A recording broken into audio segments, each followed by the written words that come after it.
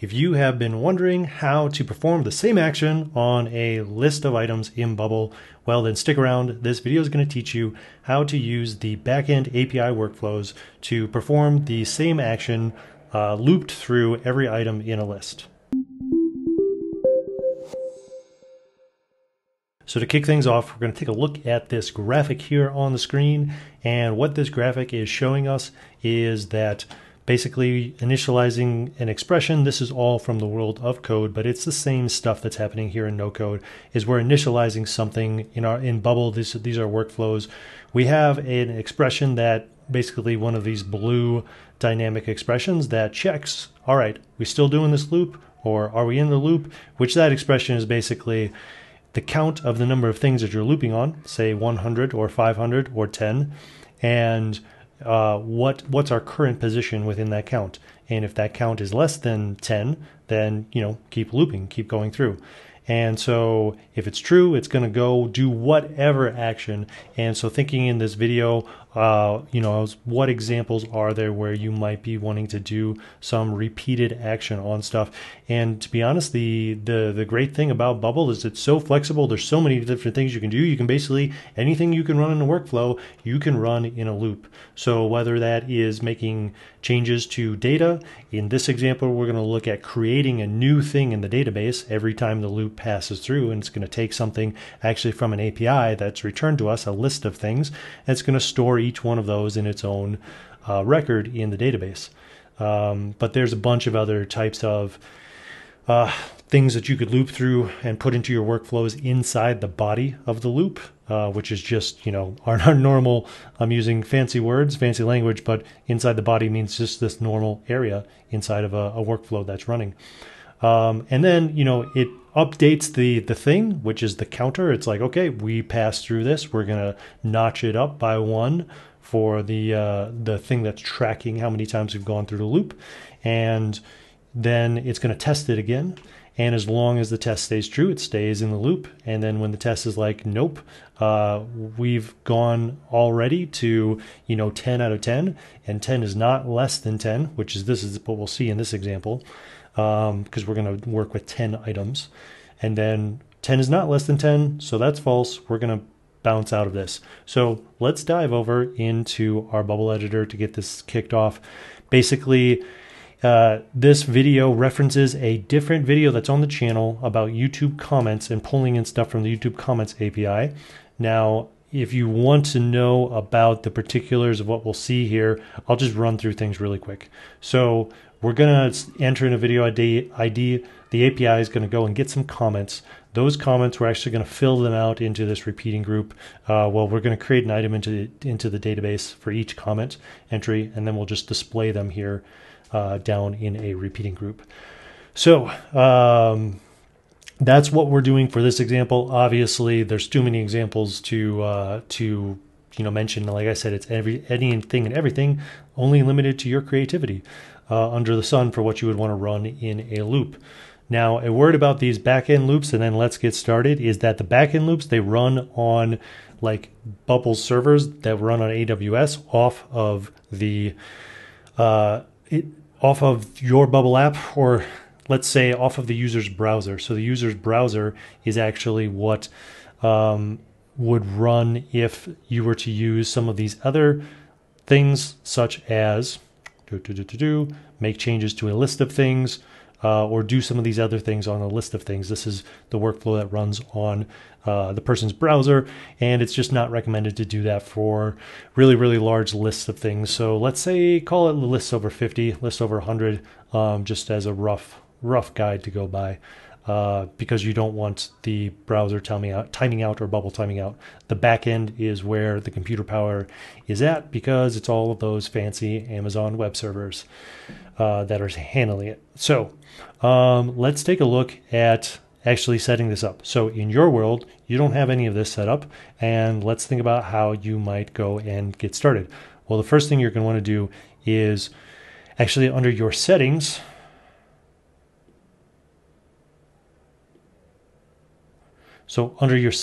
under the API area, You do need a paid plan for this, so a personal plan as a minimum, and go ahead and make sure that Enable Workflow API and Backend Workflows is checked. So with that being checked, then you can head over to the workflow areas in your backend workflows. You can find that at the bottom of your navigation menu in Bubble if you're unfamiliar with this area. So anyways, we're going to head back here and we're going to create a new API workflow. So what we're going to do is we're going to name this one, this is particular to my world, but it's the YouTube comment creator. And we're going to let this be a manual definition, and then we're going to pass it some parameters.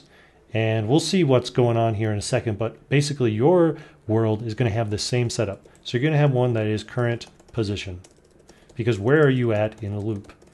And then you're going to want to set that as a number. And then also just, let's see, total item count. Also set that as a number. So you can see if the total item count is 10 or 100 or whatever, and that will be defined for us by what's coming back from the API. We'll just count it up. And then we will, stick at our current position, work through the loop, and we might refer back to this, but basically, if you keep in mind just this idea of a looping thing, we get into the loop, we do some stuff, and then we see if we stay in the loop or not. So let's go ahead and see what else is happening for this. Basically, going to delete some of this other stuff out. Actually, I'm just going to delete this call out. And like I said, this video does reference a previous video that's going out. All this is doing is that we have we can take a look at it briefly.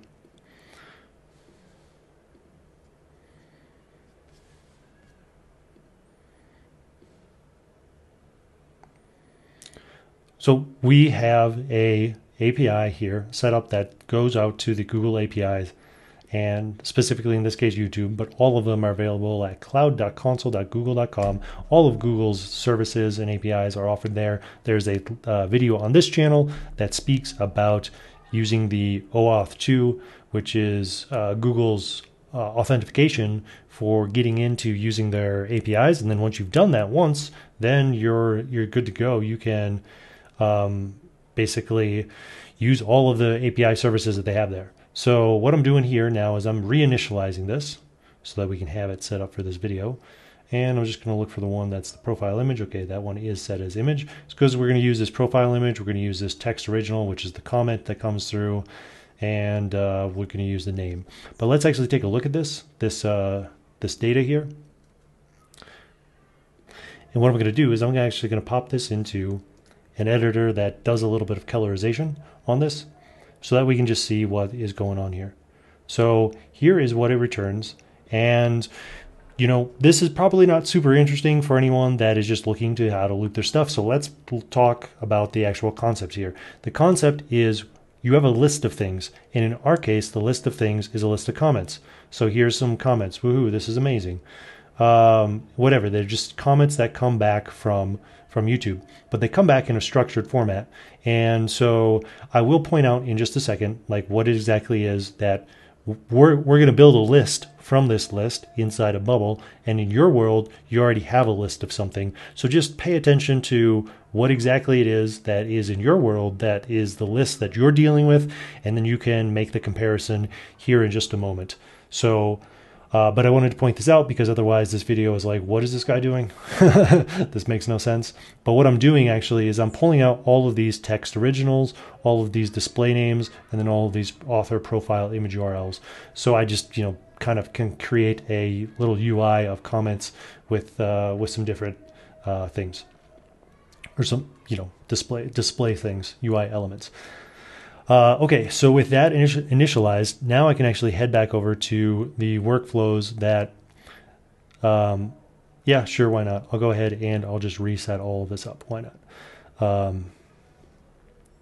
What I'm doing in my world is I'm calling this YouTube Comments API, and I am inserting some dynamic data, which is basically just this It's going to be entered in here and we're going to get the comments. But again, I'm just building my list for now. I'm going to set a state also of this just so I can have it stored.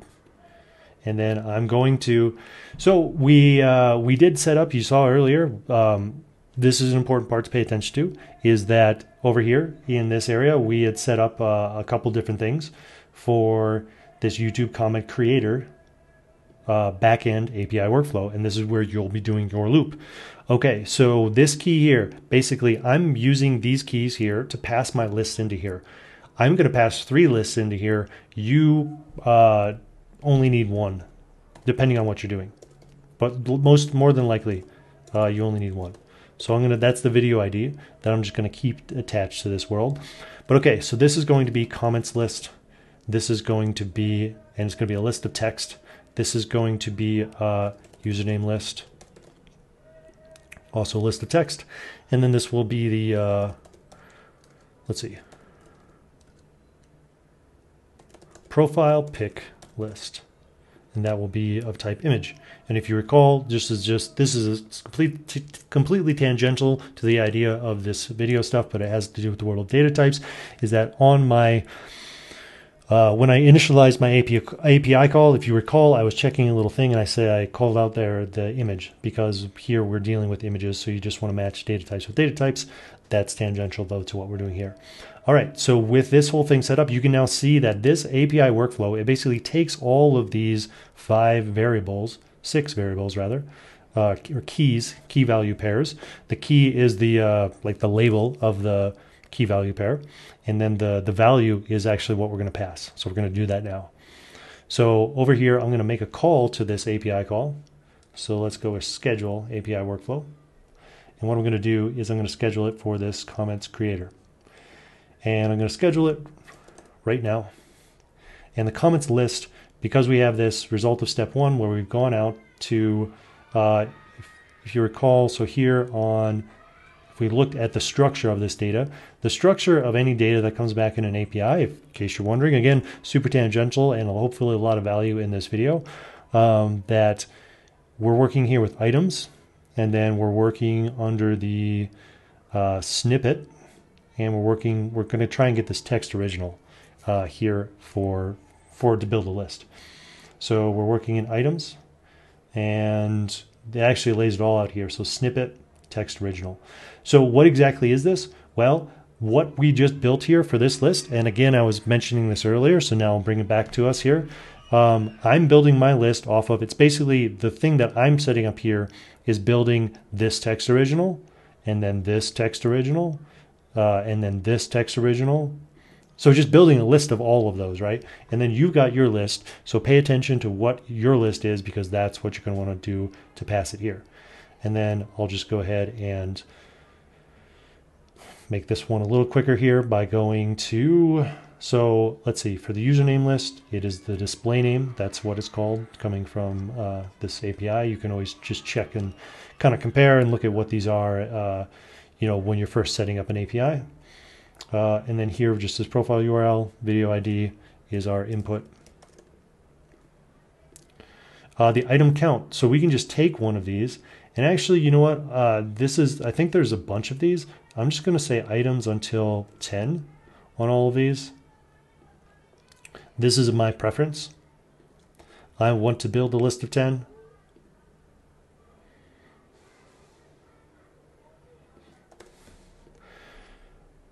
But so for our total items count, I am going to show off a few things. So whatever list you have, just take that list and just count it up, and then that's it. And then so you're passing that in there, and then your current position that you start with is 0. Now in this case, because I limited it to 10, because there's just like so many comments here, that I'm just going to go up until 10, and that's just how I'm choosing to do it for this time.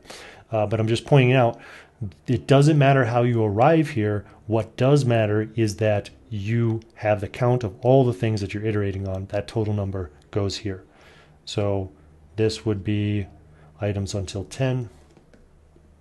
This is kind of a weird way to do it. I could just put the number 10 in there, but the perfectionist in me won't let me. Okay. Cool. So they all match. We've got what we've got, and that's what we've got. So cool. Let's go then, and we'll just do a thing with the data here and clear it out. Or reset inputs, rather. Okay, so this thing is now halfway there. We've passed our, so in your world, if we bring it back to what it is exactly you need to set up, you need to call the API workflow that you're setting up. You need to send it all the stuff that you want to send it. So it's just, run it right now, and then send it your list of stuff, send it a total number of things on your list, and then start with the current position of 0. So now let's head back over to this area. And so this is basically right here, this area is kind of analogous to like this initialization part here. But when we head down for this test expression, we'll see where that ends up in a moment. But let's go ahead and let's build this out. So what I'd like to do is I'd like to create a new thing. And first off, we're going to take a look at the data structure of what we're working with. So I have this YouTube comment data structure. It holds a piece of text, holds a profile photo, holds a username, and holds a video ID that's associated with the comment. And so I'll actually go and I'll check here on my database. So for this YouTube comments, there are no entries in the database. So that way we can take a look back there and just see that our workflow worked. Again, in your world, there's so many examples of what we could have here for the types of loops that you could loop things on. But the loop body is basically analogous to whatever it is that we're putting here. So in my case, I'm creating items in my database. So I'm creating YouTube comments. And in your world, you just might be like sending an email to everyone, or you might be taking each thing that's on a list and then adding it to another list, or changing a field on each of those items. So if you were changing a field rather than creating a new thing, you might say make changes to a thing, and then the thing to change is you would have access to here basically all of the stuff coming through for these. So let's see, we could do a search for something where the video ID is equal to this. This is what I was pointing to, that you would have access. So each of these items in the world of data, as you're working with stuff, where we could look for the thing that has the video ID that matches the video ID that is passed through. And maybe that video ID changes, or it's, it's part of the list. So if this was the first video ID or the second, or if everything on your list, you would do this equals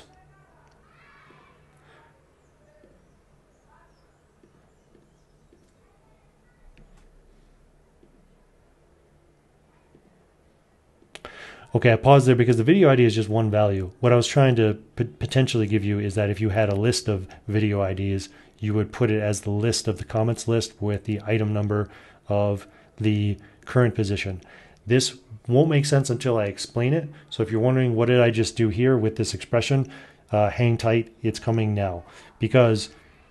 And then I'll refer back to this because now we can, in this example, it's amazing, it's great. Like, and I hope you're tracking well, and I'm sure you are. Anyone that's made it this deep into this video, right?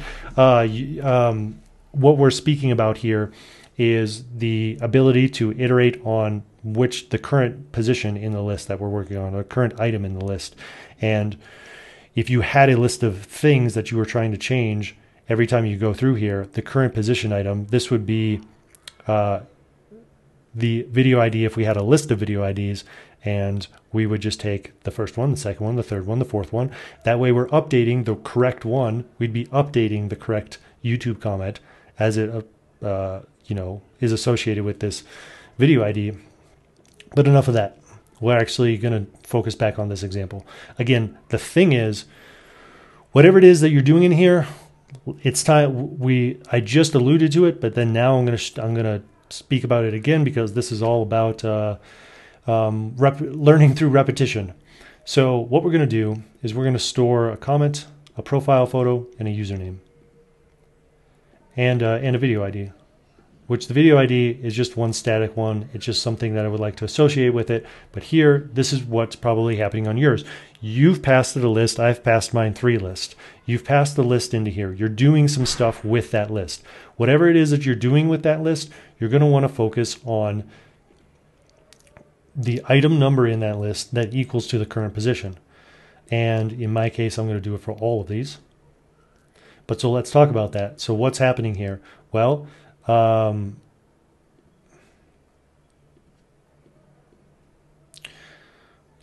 much to concentrate on in just simultaneously, not in a short period of time, in the same period of time.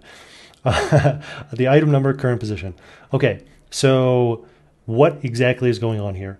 Well, when we enter this loop, this is current position is going to be 0, which is going to be the first item in the list of things because lists start with 0 in Bubble and Computer World. Right, everyone knows this by now, but if you don't, then free nugget. Okay, so basically the first time this passes through here, and I'm going to add, well, the first time this passes through here, it's going to do this for the first item number, so current position 0.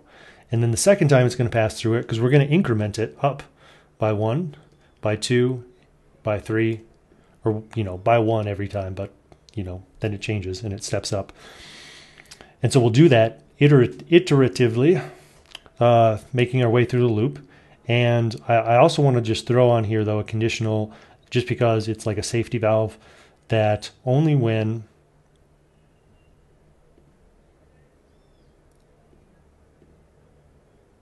this is not empty. So meaning the thing we got back from the API actually has a comment in it. So it's just kind of like a safety thing. Okay, so then what we do, basically, we've done the loop body for this one. Now you could have a ton of different ones here. You could have a ton of different loops here.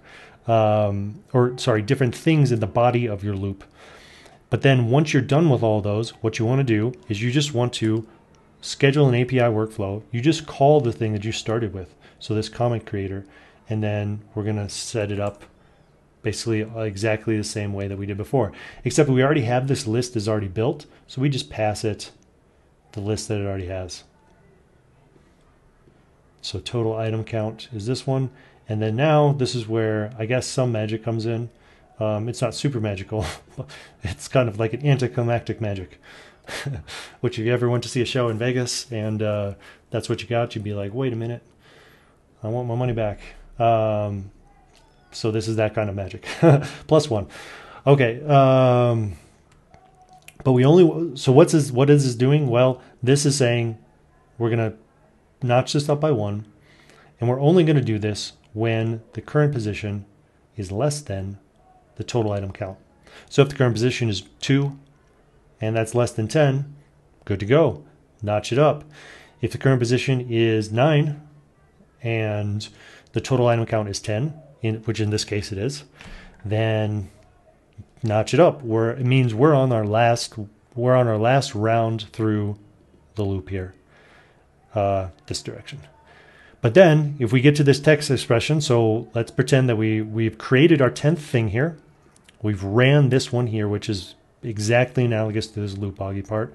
This update expression is what is happening right here, where we're saying this current position is +1. And we've done that. And then we send it through with that when it's notched up by 1. Basically, the test expression, when it's 10 is less than 10, it's going to say, is 10 less than 10? No, it is not. So at that moment in time, we exit the loop and we head on to this other branch. So that's basically what's happening here from a schematic view, but also from a, here's everything in Bubble view. So the way to test this then is that we go and we run this API call, and then it's going to pull in 10 comments. It's going to process those 10 comments to fill in items in our database with the comment, the profile picture, and the person's name, the commenter's name. And then it's going to display those here. So now we can probably go and refresh this. And I have a video ID here that we can use. So we're going to go out and we're going to get those comments. Our loop's going to run. And it's basically all the comments to one of these videos. And the UI is not perfect, but you know, we can see that if we head over to our database, that each of these comments for the video ID was added into here. And along with all the pictures, the usernames were captured. And 1, 2, well, it says up here we don't need to count it, right? Okay, so we had 10 of these inserted into here, and we've successfully demonstrated that our loop did what we intended it to do. To recap, as the final thing of this video, is that first we created an API workflow here in the back end. We set up all the things that this API workflow is going to take. In your world, the minimum is going to be give it the current position and then a list. Now, because you can kind of skip the total item count and you could just use this list and you could put that as the count here. But I like to think about it with the item count because, you know, like Mr. Shake and Bake says in Talladega Nights, it's like, I got a pretzel in my head. And sometimes Bubble can put a pretzel in your head. So we don't want that. We want to avoid that. We want nice clear thinking. So total item count, we just put that as one of your arguments, current position as one of your, not arguments, but things that it takes. That's more of a mathematic expression, I suppose, or coding expression. And then the list of things that you're iterating through. And then inside of your loop, you just, whatever it is that you're working on in that list, you just say the current position. And you probably don't need this safety valve in yours. Mine exists because of it's coming through an API, and I just want to make sure there's something there so that it can do it. And then you notch it up by 1, or increment it up by 1, and then you have your current position less than your total items, and then that is what will do all of the real magic that is happening here. So there you have it. Hope you enjoyed this video. If you did, like the video, subscribe to the channel for more great tips, and thank you so much for watching.